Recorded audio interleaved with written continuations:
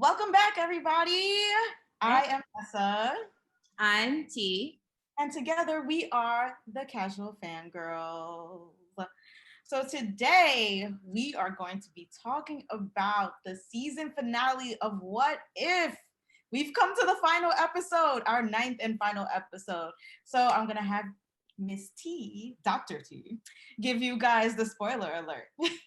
So before we jump into it, you know the deal at this point. We are warning you that if you have not seen the previous episodes of the MCU hit TV series What If on Disney Plus, you should probably stop right now and go back and watch those episodes. If you did not see many, if not all of the movies from the MCU universe, you should absolutely go back and see that. Again, especially if you haven't seen the episode before this, episode 8, What If Ultron won, you definitely want to go back and do that, because if not, you're not going to understand what's happening in this particular episode. So please, if you don't know why Stark can't sit with us, if you don't know why Thor has an obsession with Vegas, if you don't know who the giant baby man cape dude is, stop, go back and rewatch the last 2 episodes of What If, and then come back and join us. So with that, you've been warned. Nessa, take them away. All right, here's our recap, guys. So, with the multiverse in danger, the Watcher, much like Fury, assembles a team. We've got Captain Carter, Star-Lord T'Challa, Gamora, Not you, Stark. Killmonger, Thor, our party prince, and Strange Supreme, the guardians of the multiverse. They gather to create a plan which includes using the Infinity Crusher from Gamora's universe to destroy the stones after the Soul Stone is separated from Ultron.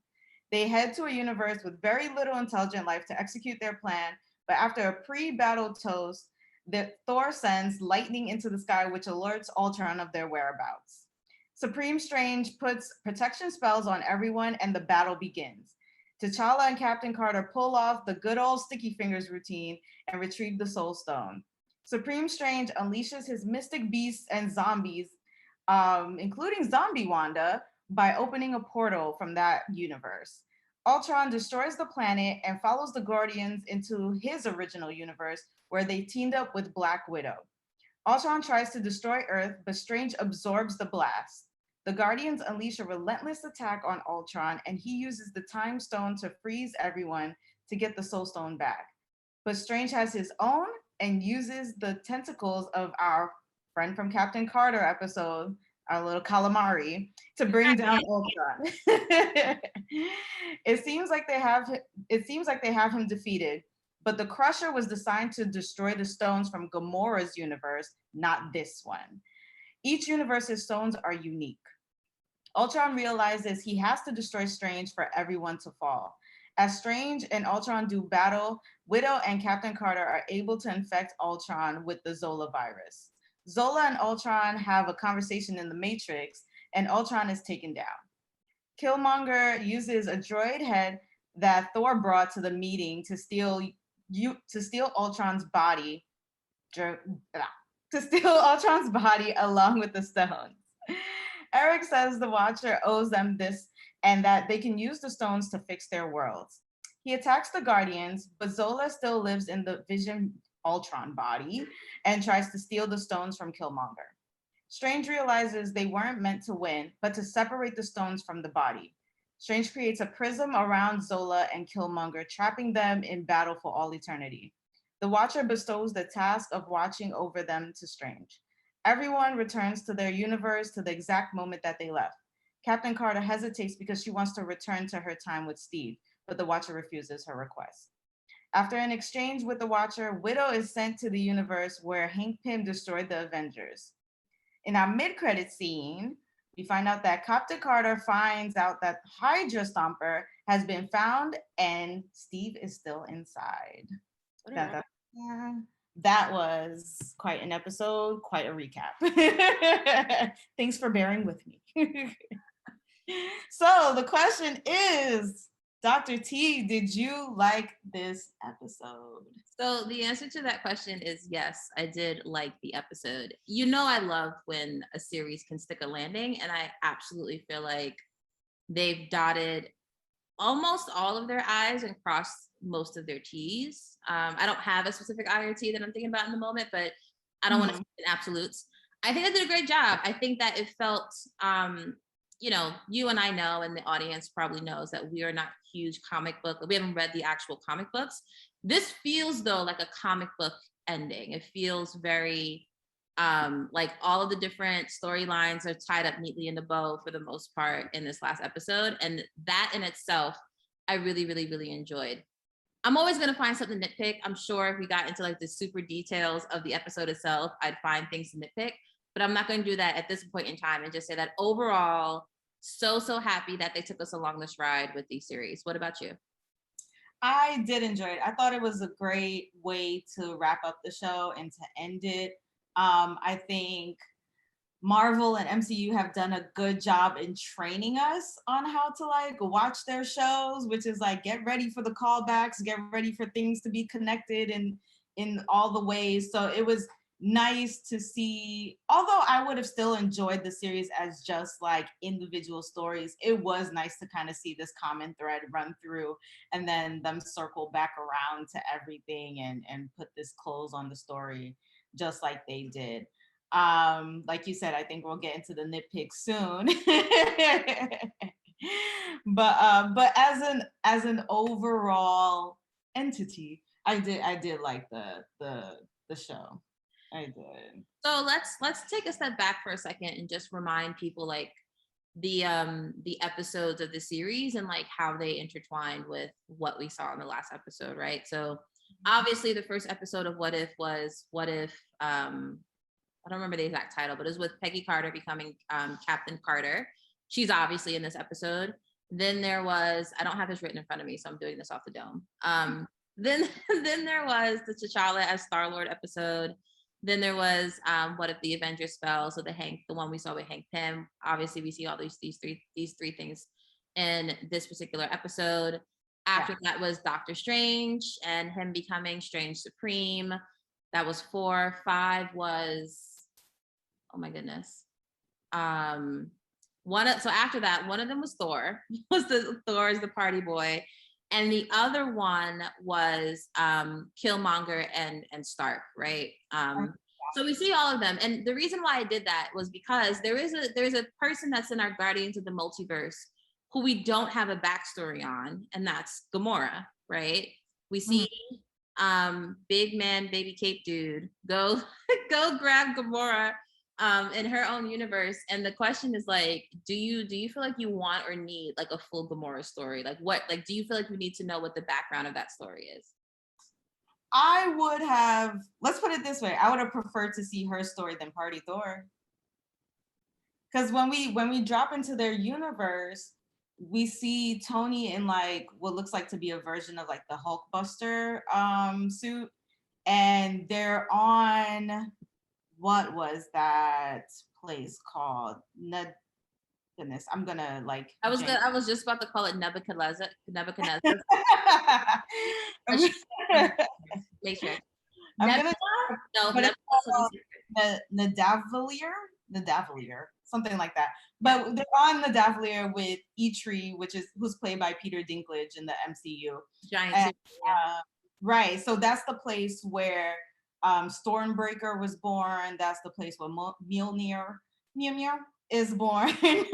And so, and then you get like this little snippet of like, oh, Gamora, the one who destroyed Thanos. And it's like, whoa, wait a minute. That sounds like a way more interesting story than like Party Thor. And like, I know they needed that like lighthearted episode within the season because everything was like so grim and whatever, but it just still felt like I would have rather gotten that story than that. Do you feel like you needed to see a full Gamora story to enjoy this more? I think it would have been really interesting to see Gamora and Tony team up for a little bit. We didn't get any of that at all in the Infinity Saga. And I think seeing those two personalities interact would be interesting because, we see how she interacts with Star-Lord, who is like super silly. Tony is not silly, but he's like somewhere in between like Star-Lord being super silly and like a jokester kind of, and let's say, for example, who's super serious, like whatever, like he's somewhere in the middle. And it would have been interesting to see that dynamic. I'm way more interested in seeing that. I'll also remind the audience that Stormbreaker and Mjolnir was born there, but also the Infinity Gauntlet, like he made Thanos' gauntlet. And my assumption is that they were there so that he can make the Infinity Stone Crusher as well. That's my personal assumption. I think they were destroying the gauntlet. They were destroying the gauntlet, yeah. But again, I would assume that she also got that from there, right? That would make, I don't know. I don't know. Yeah, I'm sure that's where we got it from. So I still have to say that yes, I would like to see the story, but more so just for the intrapersonal relationships, like how they would interact with each other. I think that would be really, really interesting. And I agree. I would take that over Thor. In the MCU, he is paired up with Nebula. So, I mean, now they had him paired in this universe. He's paired up with Gamora. So I guess maybe that was like a little kind of that in a way. But yeah, I think we both agree we would have rather gotten the Gamora story than Party Thor, anyways. Yeah. But it didn't take away from like the episode as a whole. But it was just still kind of like, you know, it would have been nice. It would have been nice. Mm-hmm. Did you like the team that the Watcher created? On his Fury flow, were you feeling the Guardians of the Multiverse? In hindsight, his choices made sense, right? Without that hindsight, while he was choosing them, I was just like, why? Like at first I was like, why would you choose these people? But then I was like, oh, these are all the people we saw. So obviously these are the people that you're going to choose. But barring all that, yeah, I was like, why is Thor there? Why is Party Thor there? Why is Party Thor there? Why are you bringing Killmonger into this when we know he has one purpose in life? He's almost like a baby Ultron, which we saw, right? So those two were super questionable to me, absolutely. But obviously he knew what he was doing for the most part. So everything happens for a reason. I don't like the term Guardians of the Multiverse. I don't like that. Why? I don't like it. I don't like the play on Guardians of the Galaxy. I don't know. It just feels like, can we give them a new name? Like, why do we have to do a play on that? 'Cause Marvel. Give them a new name. Like, I'm not saying they don't deserve a name, they do. And it would be really cool if we see this particular group get back together at some point. Like, that would be kind of dope, in my opinion. But you know, I'm gonna find something to nitpick. I didn't like the Guardians of the Multiverse like that. I was like, I didn't like Killmonger as being the choice. Like, I get it because Marvel, we're gonna bring back the people that we already saw. But it just, to me, it didn't make logical sense to bring Killmonger, who we know. You've sat here and watched him like sneak behind everybody's back and do all these things, right? So it's just like, why would you bring him in as like a hero or whatever to help save the multiverse? That to me was just like weird. I mean, but that's like I made this analogy another time when we were talking on the show about like Smeagol, right? Like I go back to Smeagol a lot in the Lord of the Rings, of just like a character where everyone, like, as you're watching the movies or reading the books, like, why don't you get rid of this dude? He's so annoying. He's not useful. Get rid of him. And then you find out at the end of the story, oh, he had one purpose that only that character can do, right? So when you look at it from that particular lens, it's like, okay, Killmonger was brought along just so that he can occupy Zola, who obviously was going to try to assume power as soon as he got, like, that's a given, right? So you needed someone to kind of occupy Zola while you're able to separate the Infinity Stones from whoever is trying to get the Infinity Stone. So again, in hindsight, makes sense why he was there. But when they were picking them out, I was just like, no, let's Shuri get out his ass. Nah, she could have died. Stop it. Should have been dead, and now we would have had a dead little girl on the show. It would have been very grim. It would have been horrible. Shuri at least deserves one punch or something for her brother, in my opinion. So it would have been Lyanna Mormont. Yeah. That's true. That's true. That is true. Poor Lyanna. I'm not ready to go back, but we're gonna go back soon because we gotta, before I think it's March of next year. But anyways, we'll talk about that another time. But I think you make a great point. Yeah, basically Killmonger did come, and just being himself, I guess, helped the mission come along together. which I'm sure the watcher probably saw coming anyways. But I think in the moment it was just like, Killmonger. Yeah. But Strange Supreme said like, oh, you calculated it all. Like the watcher did it on purpose, basically. The other thing I will mention really quickly, since we're talking about Killmonger, as I was watching Zola and Killmonger go back and forth, I was just like, are these the baddest villains we've seen in the MCU? Ultimate Ultron, Zola, Killmonger, right? Like something about like seeing that dynamic, I was just like, they probably are the most effective villains we've seen, the three of them. I mean, other than Thanos being left out, but I mean, Thanos lost, so and everything that he did was undone. But he still completed his mission. He succeeded. It's just that, they went back and undid what he already did. But he succeeded, and my man Zemo succeeded. So, okay, I don't know. It could be a story for another time, but it got me thinking about like, what is it about these two villains that separate them from the other villains we've seen that make them like the two people who would be going after and be able to wield the Infinity Stones, But anyways, story for another time. So I mean, since we're already still on Killmonger and stuff like that, were you surprised at his actions? No, absolutely not. I mean, because they set it up, right? Like you see Gamora being like, again, another, what I'm assuming, character of color being like, that Matt, there's something not right there. Hey, do you trust him? And Thor's like, I trust everybody. What does that say about the planet we live on? Anyways. Right. So I love that Gamora was like, something about him don't feel right. And then also T'Challa at some point when it was like, oh, is it over? And T'Challa's like, it don't feel over. Like, right. Which makes sense. Like, something's not right. The brown people always know. They're just in tune. Right. It's just like, no, this is not the way this is supposed to feel. But no, of course I'm not surprised Killmonger like sees an opportunity. Again, with Killmonger, he has a point. Even in this episode where he's just like, we can fix all of our universes.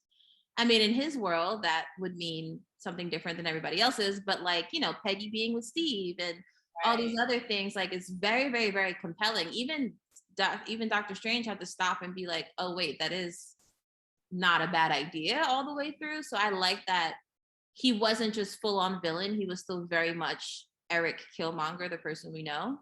It was very tempting. Yeah, it's a tempting idea. Like you could have this power to change your world and make it what you wanted or go back to what you had.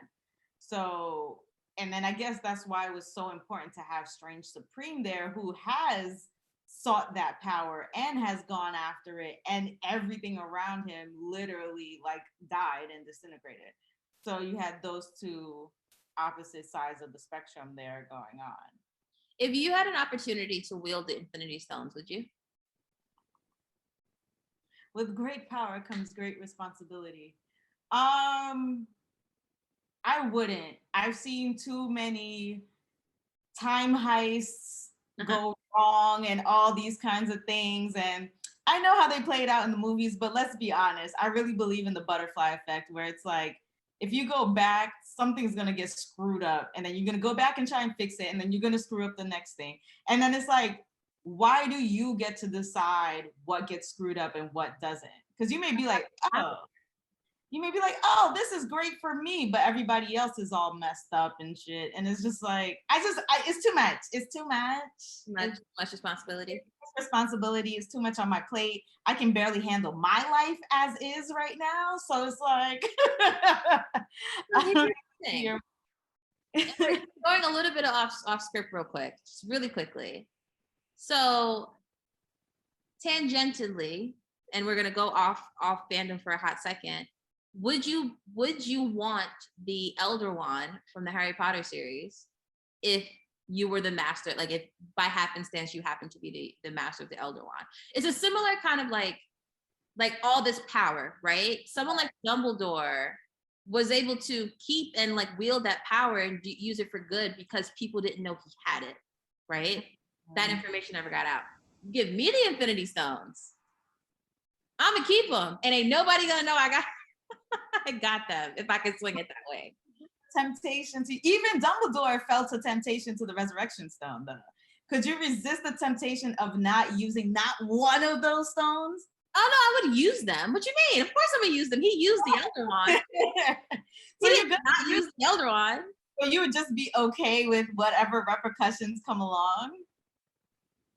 Because now here's the thing, right? We're Black, right? I'm assuming some of our first thoughts are going to be like, let's wipe out slavery. Like, let's make that happen. I wouldn't do that. I think I agree with you that I have a very keen sense of like everything that's happening right now is happening right now because of everything that's happened in the past. For example, I have loved ones who have passed away, and like, would I bring them back? I'd be super freaking tempted to do it. Yeah. But then I know if I do that, then I wouldn't be the person I am today, right? So maybe my moral, I'm completely being self-righteous for the purposes of this video, and just being like, I'll be fine. Like I can wield all the. Listen. I think if I would have all of them, the one that I probably would use would probably be the Reality Stone. I don't think I'd really use the other ones. Gotcha. So it's like, I'm going to rent this little like tiny 1-bedroom apartment, but inside my reality is going to be a whole lot different. Like I'm going to use it for stuff like that.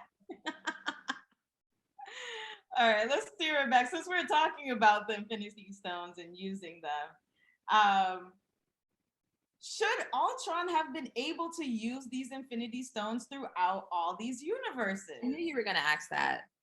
Because it's a thing. It's a thing. It's been established that the Infinity Stones are not supposed, and he's even said, oh, the Infinity Stones are unique in each universe. So, and we've seen in Loki that the Infinity Stones are not supposed to work outside your original universe. So, should he have been able to use all these powers while we're hopping universes? Or are they just like, screw it, we need to tell a story and this is what it is? So I'm trying to think if there's like nuance that we aren't like considering. For example, the TVA was outside of any universe, right? So not a direct comparison to like the Infinity Stones not working in the TVA versus hopping universes. 2, but I mean, I would have been fine with it if they didn't add the Infinity Stone Crusher not being able to work because it wasn't the Infinity Stones from that particular universe. Right. So how do Infinity Stones work? The exact question you're posing, right? So because of that, it's like, why is he able to use the Infinity Stones in other universes that aren't the one that other universes that's not Ultron's original universe? And my answer to that is just like, maybe they just don't work all the way the same. Maybe they're working at like 70% capacity instead of 100% capacity. I don't know. But it feels like they've muddled it for us. Like they took something that I feel like should have been clear cut and just made it like murky. And it's like, why? Other than story needs to happen. Right. But, like I'm still waiting for an explanation as to how Captain Steve Rogers went back to be with Peggy and then was on the bench to give freaking Falcon the shields. Like no one's explained that yet. At all. So, but the fact that he's even able to wield these powers throughout all the multiverse, should he had had such a hard time with the Guardians? Or our new Guardians? Yeah, I mean, he even said it himself. He's like, why won't y'all die? Because I felt like, dang, you ran into Thanos and it was just like, zoop, done, right? Even though he had the gauntlet. Now you have all the stones and you're here. I felt like, in all actuality, factuality, it should have been really over with. Because he's like, I can destroy this with a thought. But then when he does that, we see Strange like reabsorb the blast as he tries to blow up the planet and stuff. But I feel like even before then, because like when we see Thanos like wield the gauntlet, like what he turned bullets into bubbles, like he turned Drax into like these little blocks or whatever. Like, you know what I mean? So it's like, I don't know. it felt like they definitely like depowered him and depowered these Infinity Stones and what they are actually capable of doing. Or they're trying to show us how strong Strange Supreme actually is and his protective spells. I mean, with absorbing that, I get that, but I feel like when he just first showed up, it should have been a wrap after that. But I will say, I give it to them when they were just doing that like relentless attack, just one after the other after the, that's when I was like, okay, this makes sense as to why he wouldn't be able to like think so quick to use the stones and stuff like that. But when he first shows up, he definitely has plenty of time to make it happen. But I don't know. Villains gotta know how and why, right? Like, how are you here? Like, why? Like they have to like get their bearings. Okay, who am I dealing with? And instead of just like going, which is what Ultron did to Thanos, like, I don't need you to speak. You're done. Goodbye. But with this, he's like, wait, what are your backstories? Yeah, like what's happening here? Let's chat a little bit, and then that gets him messed up and gets him caught up in everything. Right. So, it is interesting. I will. It's a good observation of just like Ultron should have been able to beat them a little bit quicker than we saw. But I don't have an explanation for that except that the storyline needs to be the way the storyline is. It needs to happen. It needs to happen. But I mean, I enjoyed the fight though, like just everybody working together and going one after the other. And you're right, we definitely get to see Supreme Strange's like full powers come out. Even when he puts the protection armor on everybody and everything like that, it definitely took way more impact than when Wong put the protection on original Strange, and then he was fighting Strange Supreme. So I was just like, oh, okay. They're really trying to show us that this Strange is like on a whole nother level. He's out here eating up these blasts and everything like that. And then when the dragons came out and Party Thor was like, wait, you have this a whole time? It reminded me of like the airport scene. Okay, the airport scene. Oh, the airport scene when Tony's like, when Ant-Man like gets huge and he was like, does anybody else have any powers that we don't know about? It actually reminded me of the battle at the end of Infinity War when it was Black Widow and Okoye fighting off Thanos's chick or whatever, and then Wanda comes out of nowhere and like blasts him out, and then Okoye was like, where has she been all this time? Yes. Like, why she ain't been on the battle? Right. So it was a fun, fast-paced battle to watch. They end up teaming with Black Widow in her universe, and then Captain Carter and Black Widow kind of had their little, I know you, we're BFFs, we're friends, let's work together kind of thing. I'll be the shield, you be the sword. Right, that whole thing. And then I feel like, so guys, we have yet to watch the Black Widow movie. Because when it first came out, we were like, we're not paying to see that. And now it's finally awful because I also want her to get her money, but I was like, not my money. I definitely want her. Yes, I want her to get her coins from Disney. Just not for me. But now that it's free on Disney Plus, we're definitely gonna watch it and tune into it. So if you guys are wondering why we probably never reference that movie, is because we have yet to see it. But I think we're both gonna watch it. But I'm very sure that there are some references or callbacks that they had. That's a good point. From the Black Widow movie, they had to, because Marvel. Yeah. So actually, when Captain Carter was trying to get the Black Widow from Ultron's universe to like put her gun down, she's like, oh, you're the daughter of Ivan, and she said Das of something, and I meant to look up what Das was in Russian. I'm assuming it's a Russian term, maybe for mother or sister or something like that. I'm sure that is probably from the Black Widow movie, because we don't know anything about that from the Infinity movies. Right. We do know her dad's name is Ivan from Red Skull, though, but other than that, we don't know the other thing. Right, so I'm sure they were calling back to that. Another callback that I did like was when they're all fighting over the Soul Stone, and it reminded me of like the Guardians 2 intro scene where like what's his name? Baby Groot is like dancing, and they're all fighting in the background.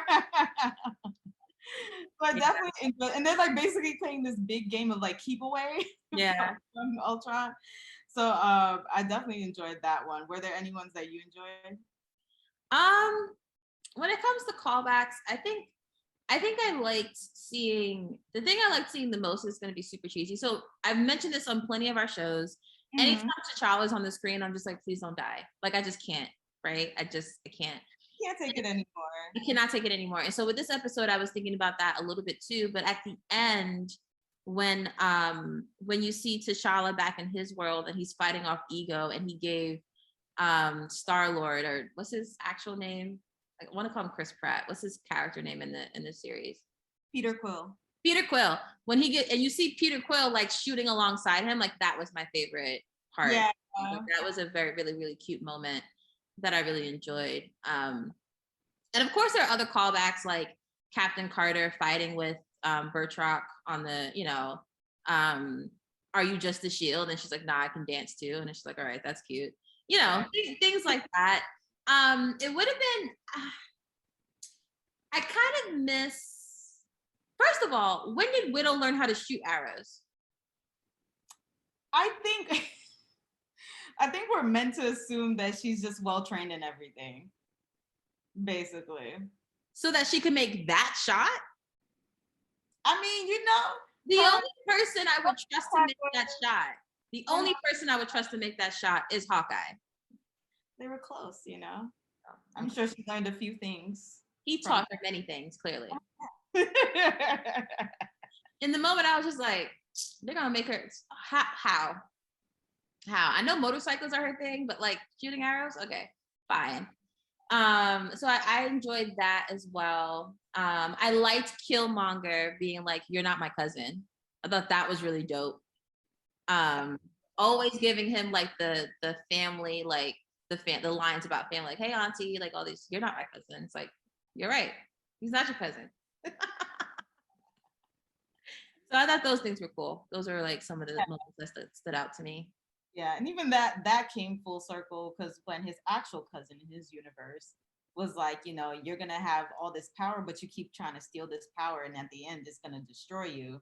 And look what ends up happening. So they definitely ended up rounding that out and bringing that back about keeping up with this whole wise T'Challa thing. Mm-hmm, mm-hmm. Even though wise T'Challa can get down with the get down, he's a thief. He can steal. Okay. He can steal. Y'all do taught him, he's moral and everything, but he ain't that moral. He'll steal some. But he's for the greater good. That's great. Good. So I did find interesting Supreme Strange's role in all of this, right? Because it almost feels like he takes on the Tony Stark role from the MCU, in terms of now he's the team leader, right? He's got the plan, and he's the one who ends up figuring out like how to wrap this whole thing up. Like, oh wait, we're supposed to just separate the stones from the body, and then figures out, hey, let's put this prism around him and everything like that. And I liked putting him in that role. I liked that it's like, okay, he learned his lesson, now let's bring him out and like let's use him for good or whatever. And he ends up helping to defeating Ultron, but like being very instrumental to the whole entire thing. They couldn't have done it without him. At all. And Ultron realizes that. He's like, wait, it's you I have to take down so that I can take down everybody else. And the Watcher almost takes like on his role from MCU, where it's like one scenario and it has to happen. Right? Improvised? Huh? Oh, it was improvised? Benedict Cumberbatch, he improvised that one thing. Yeah. Nice. That was a good move. But yeah, so it's now the Watcher kind of being like, I know how this is supposed to play out. If I say too much or give too much away, then it's not going to happen the way it needs to happen. So when they have that conversation at the end, I was just like, oh, this feels very Doctor Strange and Tony-ish to me. Except that Doctor Strange also has the ability to look in the future, and he didn't look in the future to see what would happen. Right? That's a goddamn. That's a good point. He did have the time stone this whole time, right? He could have done his little magic arm thing. Could have did that whole thing, yeah. Whatever. Like I didn't mean to ruin that for you, which I feel like I did, but like It didn't ruin it for me, but it's also like, why didn't that click in my brain? It clicked as you were talking when you mentioned it is when I was like, oh yeah, didn't he go in the future and like see all the different things? Why couldn't he have done that now? You know what? How about this? How about we assume that he can't look into the timelines of other universes? But now, okay, because now I'm about to get rid of because it's like you can't look into the timelines of other universes, but you can open portals from different universes. He wasn't doing that. That was the Watcher. No, when he brought in the zombies, that was his sling ring circle. Oh, you are right. That was his sling ring circle when he brought in the when they were hopping from universe to universe. I'll give you that. It was probably the Watcher. But that was his sling ring circle that brought in the zombies and zombies. You were absolutely right. He brought in Zombie Wanda, who was just like, oh. She was like, shit. It was a good idea. I was looking to see Giant Wasp, but I didn't see her. Yeah, I don't know. He was able to use, you're right, he was able to use the sling ring. So the time stone. See, I can't even say the time stone doesn't work to tap into other universes because we see the Infinity Stones working in multiple universes. So I don't know. I don't know what the rules are supposed to be. I like to think that the MCU tries really hard to not have open-ended holes like this, but I'm also kind of, and this is gonna sound awful, I'm waiting for them to get sloppy. I don't want them to be sloppy, but like they got a lot of moving pieces. And they've been doing this for a while. Like I think that they plan. I think that their planning is like 3 or 4 years out. Yeah. Meaning like what we're seeing now was planned 3 or 4 years ago. So like their brains are in like a million different places at the same time. And I just assume that some things are gonna fall through the cracks where they're just like, whatever. Like I'm almost expecting them, real quick. I'm almost expecting them to do what like the showrunners of Game of Thrones did at the end. Like, oh, of course, this is what was. It's like, why didn't you put that in the episode? The thing with them, that bad, but yeah, the thing with them and having superhero stories is that you can always recon and walk shit back. That's the thing. So even like with, and spoiler alert, Shang-Chi, when again, spoiler alert. So even when in Shang-Chi, when we get Trevor, how they walks back that whole entire story of the Mandarin. So to me, it's like, even if they do get sloppy, or even if they like a movie comes out or a project drops and they're just like, ooh, this was not received the way we thought it was going to be, they always leave room for themselves or figure out a way to walk something back. So there's always going to be a path. Right, but I can't wait I'm sure there'll be a clip somewhere whenever Comic-Con resumes in person of someone being like, why didn't Strange Supreme just use the time zone to see which way to defeat Ultron? Always, because there's always going to be people like us that are just like. And if they invite me to Comic-Con, it'll be me to ask that question. Why didn't it happen? Indeed. Anybody's got connections to Comic-Con? Please let us know. That's like the ultimate goal. Let us know. Yes, please let us know. We would love to be there. So then we get to the end of our episode, and everybody, just like the time stones, are returned to their times and their universes. Well, almost everyone, just like at the end of the Infinity Saga. Right, almost everyone. So now here's the thing that got me, right? When Captain Carter pauses and she's like, but do I have to go back to this one? Like, I'd like to go to another time. I was hoping that they were going to use that moment to explain somewhat of like the whole thing that happens with Steve Rogers, right? When he goes back, and we don't get any of that. It was just like, I can't let you go back. You have this world needs you at this point in time. So this is where you need to be right now. And I was just like, once again, disappointed and heartbroken. And I'm like, are we ever gonna find out how the whole Steve Rogers time travel thing worked? We better. I don't know. We better. And it would, again, with the Steve Rogers time travel thing, if he would have just went back to be with Peggy and we never saw him again, fine. But the fact that he's on that bench looking like President Biden, like, and he gives the shield to Falcon, I don't like, that is what's like, because Cap, okay, no, I guess he needed the shield to like go put everything back. But he could have buried it somewhere, or like, you know, like he could have buried it and then had Bucky dig it up later on in life and like give it to Falcon or some BS like that. I don't know. But him being on the bench is just like, you need to explain that. How did we get here? How did he walk past the entire Avengers facility and nobody saw him, but he's on the bench? And where have you been this whole entire time? Living his life with Peggy Rogers, apparently, who also in that timeline, like, who's she married to? Who knows? Anyways. But I agree with you. In that moment, I thought we would get some sort of explanation as well. I at least thought he would say something about their love or something, like, don't worry about it. Like, love always finds a way. I thought he was going to say something cliche like that. He didn't need to, because we see in the next, scene that she gets her wish or whatever. Although I want the science behind that too. How that little man survived in that big ass piece of metal for over 70 years. So yeah, I do, and again, just like we saw with some of the other episodes, Vision and Wanda's love trumps all, right? They will always choose each other. Yeah. This is also showing us that Peggy and Steve have some sort of connection that I kind of don't really understand, because they didn't spend that much time together. But who am I to question love, right? Right. So they will always try to find. So what really got me was her comment of just like, haven't I earned this? Or like, haven't I done enough? And that's very similar to how Steve Rogers felt when he went back to like I'm done, basically.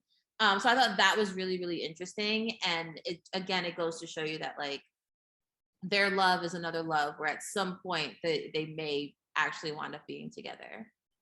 I'm not gonna hold you. When she made that comment, I definitely yelled at the TV like, "No, you didn't!" Like, because like and it's only because we've seen Rogers like fight so much and so hard across 10 years that for us it was just like, okay, you fought in the war and then you skip time and like you pretty much play out Avengers 1 and then we catch you in what was supposed to be Captain America Winter Soldier. Yeah. So it's like, did you really? I mean, wielding Mjolnir, like that man earned it. That man was worthy. So for me, I was just like, did you really earn it? I mean, not that point. Like she probably helped take Loki down. I'm not mad at her like requesting it, but I'm just saying for her to use that same line that Rogers used. Save the multiverse. Don't do that to her. Okay. I feel the same way as you, but like it just occurred to me like, oh yeah, she's a guardian of the multiverse. Shouldn't she save billions and trillions of lives? Does she not deserve love? No, because if I can't have it, you can't have it. We all gonna be single together. Right, so just like, I ain't got nobody, so why should you get somebody?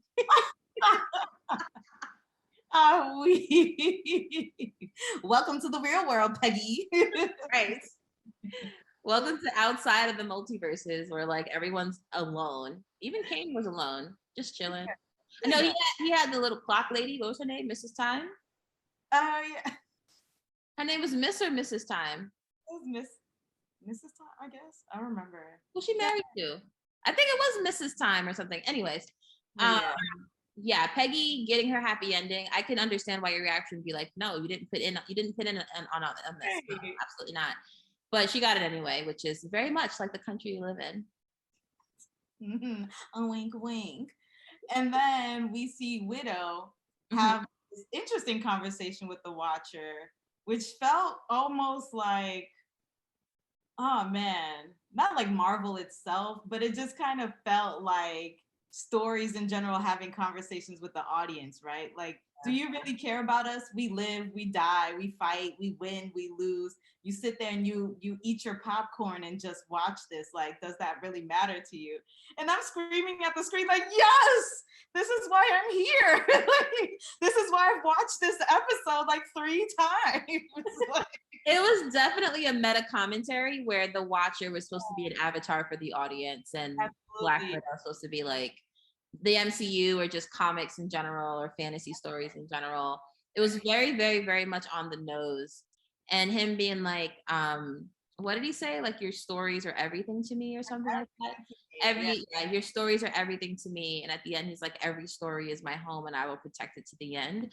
I was like, are you programming us to like always like come watch your like Marvel shows or like fight for it till the end? Because like I it mean, but felt a little brainwashy.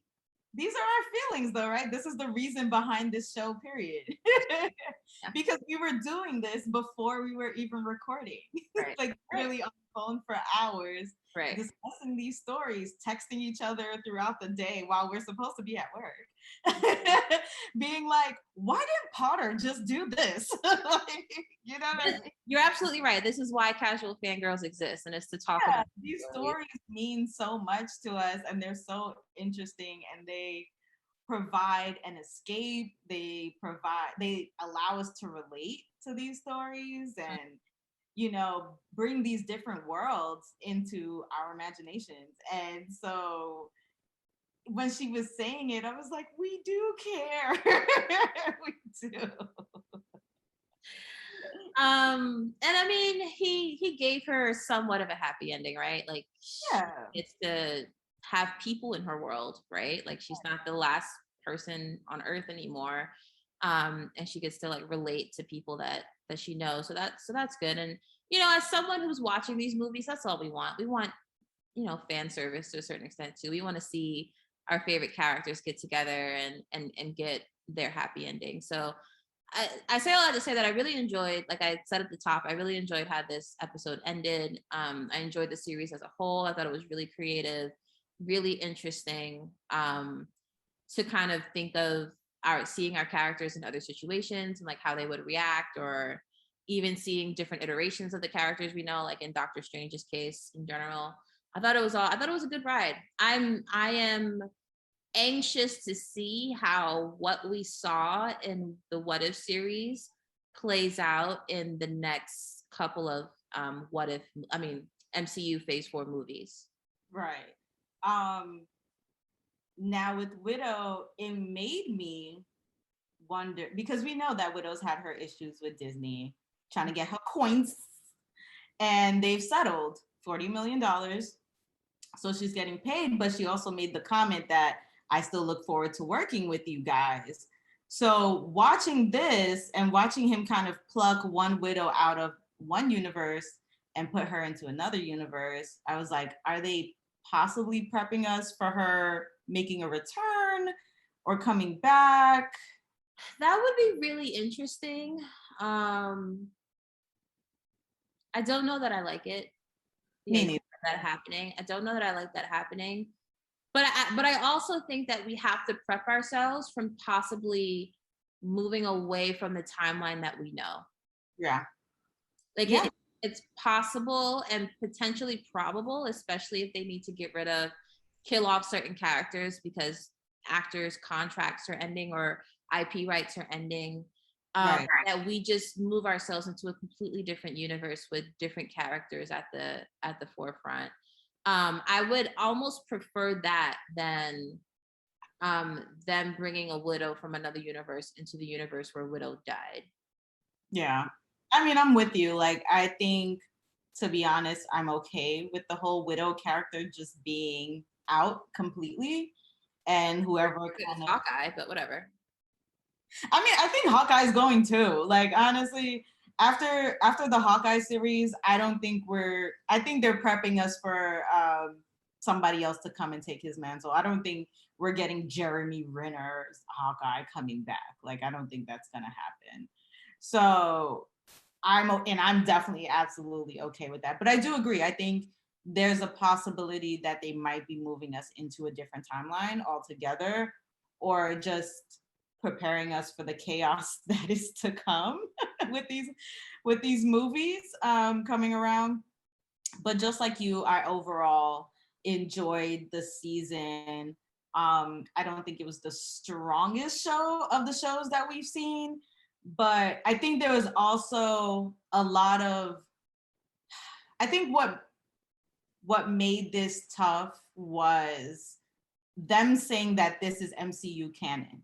I think they had came into it and said, none of this is canon. We're having fun. It's going to get weird. It's going to get crazy. I think it would have been easier to accept these characters for who they are. But because it's canon, a lot of myself was like, but that character wouldn't have done that. And they wouldn't have acted like that. Like, so you have to like unlearn as you're watching these stories to like just be in the moment of what's happening and what's going on. And then remembering like, this is a cartoon. We've been watching live action movies so much.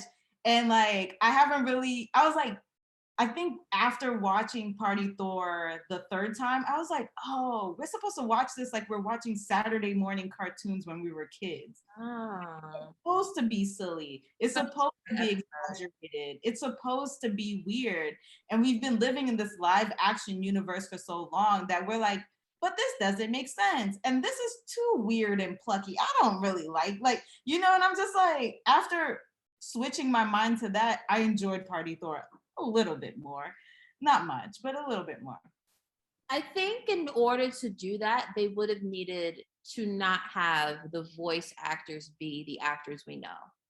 When I see Strange Supreme, I see Benedict Cumberbatch on the screen. Like that's who I see when I'm watching these episodes with him in it, because I can hear his voice clear as day. I know that's him. Same thing with Thor. Kind of. Thor's a little bit different because he's like drawn kind of softer than Chris Hemsworth is also, so that like kind of feels different. But Nick Fury, that is Samuel Jackson. Like that's who I'm looking at. And so I agree with you that I wish I would have come to that conclusion as well. Maybe when I rewatch, I'll try to rewatch it on Saturday mornings, like, try to do it that way. And I do think I would enjoy it more if it was like that. But it's hard to take me out of the characters I know because they sound like the characters I know. Yeah. Like this Tony Stark in this series is not the Tony Stark I know. I know that. Right. Like, that's very apparent to me. I was like, I don't know who this is, but that's not RDJ and I don't want it if it's not him. So I also have to say, oh my God, because I didn't get to say it last time and I was about to forget to say it now. I hated Ultron's voice. Oh yeah, the voice work for Ultron, I was not into it because I was like, this is not threatening. It's not scary. It's not, or it's just not weird enough or whatever. But I was not into the Ultron voice work at all. I would almost prefer if they had that character be the same voice actor did Ultron in the movie. So for sure. But yeah, I think you make a lot of good points about, if they would have told us that What If wasn't canon, and then after the show ended would have been like, oh no, all of it was canon, that would have been way better than telling me up front that it was canon. True. I think so too. I think it was the mindset and the mind frame that we're working in that was just like, I don't know if these work. But with all that being said, look forward to us though ranking the episodes. We're going to do a separate episode, guys, where we're going to rank our episodes from favorite to least favorite. We are going to rank the MCU shows to date. And give you guys our opinions about that. And who knows, maybe we'll come up with our own Guardians of the Galaxy team. Ooh, I like that. Who would you pick to save the multiverse? Who would you pick to save the multiverse? We'll save it for the next show. I'm thinking but think about it. I would put Loki on my team. Oh. No, I actually would though. But we'll talk about that another time. Loki though? It'll be giant Loki? It'll be what? Giant Loki? Would it be giant Loki? Frost giant Loki? Or would it just be regular Loki? It'll probably be regular Loki. Frost giant Loki feels too bro-y to be serious and like try to save the multiverse. Whereas you know, we'll get into this another time, but it will not be Frost Giant, Big Baby Blue. Got it. So we'll have those for you guys, and we'll ask you guys too. Make your own Guardians of the Galaxy team, rank the shows for us, and how you felt about them. And so we'll have all of that for you guys. I think that would be a lot of fun to do.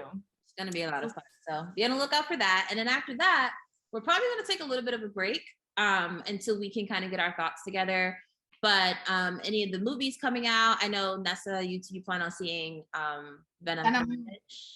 Yeah, I might skip that. I'm probably going to skip it. But it's not part of the MCU, right? It's like its own thing. It's not part of the MCU. And it's Sony, right? I believe. Sony, it's still a Marvel comic, but it's just not part of our MCU and how we know it. I'll watch it eventually, but because like we have a lot of things to get through, I'm just trying to like focus my rewatches or watches on things that we'll actually talk about. So definitely gonna get Black Widow in at some point. I don't know if we'll do a video on it, but it'll come up at some point. And then we're kind of gearing up for the next would be Eternals, right? Yes. Eternals drops November 5th. Nice. So yeah. So between this episode and next episode, be on a lookout for us ranking and doing like a whole recap on the What If series. We may drop a video or two about whatever other things that we've watched in the meantime, but be on the lookout for us definitely the weekend or the week following the Eternals drop, because I'm definitely going to see that like the weekend it drops. So for sure. Can't wait. All right, guys. So I think we're gonna wrap it up here.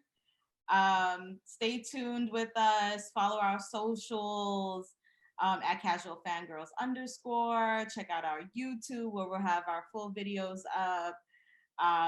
Make sure you like, subscribe, give us feedback, fight us in the comments, do all the good things. So we'll be signing off. I am Nessa. And I'm Tee. And together we are the Casual Fangirls. Take care.